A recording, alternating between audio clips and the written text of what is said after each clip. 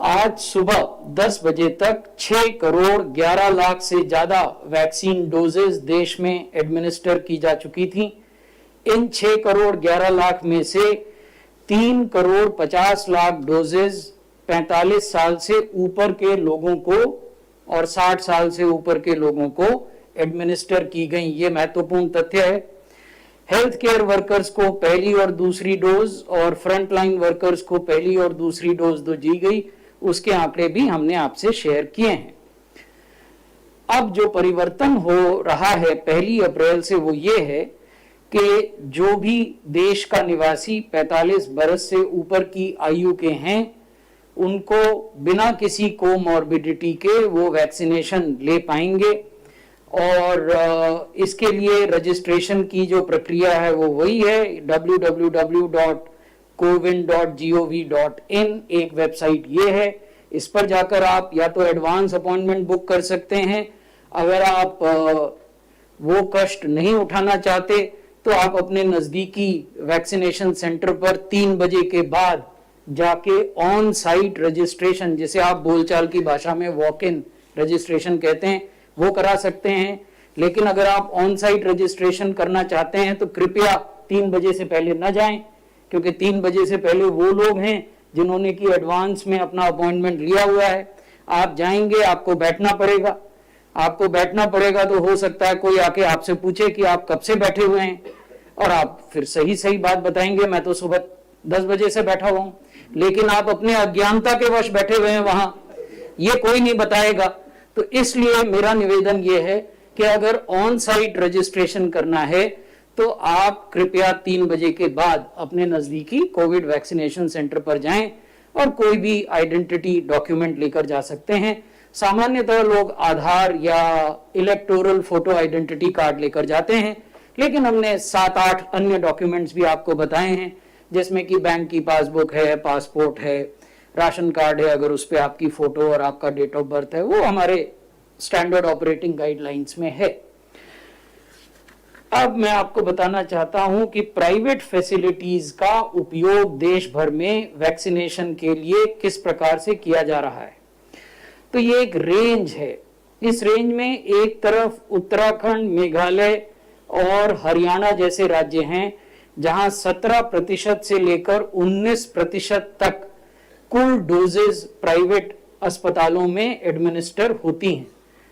दूसरी तरफ इसमें पंजाब, मिजोरम, दिल्ली और तेलंगाना जैसे राज्य हैं जहां 30% से लेकर 48% तक डोजेज प्राइवेट अस्पतालों में एडमिनिस्टर होती हैं। हमारा राज्य सरकारों को परामर्श ये है कि जितने भी प्राइवेट अस्पताल उनके पास इम्पैनल्ड हैं अब तक, उन सब का इस्तेमाल कोविड वैक्सीनेशन के लिए किया जाना चाहिए। ये पहला अनुरोध है। All private facilities must be optimally utilised for covid vaccination. When we say all private facilities, it means those private facilities which have 4 amenities. Which are these 4 amenities? 1, adequate space. What is adequate space? Adequate space basically are 3 rooms. 1 waiting room, 1 vaccination room, 1 observation room, because after vaccination you have to sit for 30 minutes and be under observation. So this is the first amenity that a private hospital must have. The second amenity that a private hospital must have is a cold chain. In the context of Indian vaccination, cold chain basically means having a well functional refrigerator, because most of our vaccines are 2 degrees to 8 degrees centigrade storage. The third amenity that each private hospital must have is adequate number of vaccinators and verifiers. ऐसे आदमी जो आपको टीका लगा सकें और ऐसे आदमी जो आपका आइडेंटिटी चेक कर सकें. And the last and fourth amenity that a private hospital must have is the ability to address adverse events following immunization. तो जिन भी प्राइवेट अस्पतालों के पास इस 4 प्रकार की फैसिलिटीज हैं, उन सब का ऑप्टिमल उपयोग किया जाना चाहिए.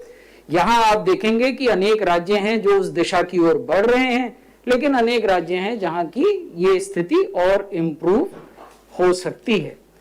अब मैं अंतिम जो आपके साथ जानकारी साझा करना चाहता हूं वो ये है, मैंने आपको पहले बताया था कि NEGD के माध्यम से हम देखते हैं कि जिन लोगों ने टीका लगाया उनका सेटिस्फैक्शन लेवल क्या रहा।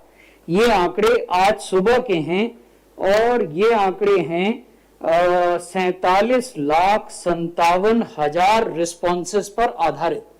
ये जो 47,57,000 का फिगर है ये बहुत छोटे छोटे अक्षरों में वहां बॉटम पर लिखा हुआ है, आप उसको देख सकते हैं। हमने जो सवाल पूछा वो था कि सोशल डिस्टेंसिंग या फिजिकल डिस्टेंसिंग वैक्सीनेशन साइट पर मेंटेन हुई कि नहीं। 96% ने कहा हाँ। हमने सवाल पूछा कि क्या वैक्सीनेशन प्रोसेस की पूरी जानकारी आपको दी गई और वैक्सीन आपको प्रॉपरली मिला कि नहीं। 97% से ज्यादा लोगों ने कहा हाँ। हमने पूछा कि क्या आपको एडवर्स इवेंट फॉलोइंग इम्यूनाइजेशन की जानकारी दी गई। 87% ने कहा हाँ। इसके आधार पर हमने राज्यों को ये सुझाव दिया है कि एडवर्स इवेंट्स के बारे में बेहतर ब्रीफिंग बेनिफिशरीज की जानी चाहिए। हमने सवाल ये पूछा कि क्या आपको टीका लगाने के बाद 30 मिनट बैठने के लिए कहा गया कि नहीं। 96% ने कहा हाँ। अंत में हमने ये पूछा कि जो ओवरऑल अनुभव आपका रहा क्या आप उससे संतुष्ट हैं कि नहीं। 97.5% लोगों ने कहा हाँ।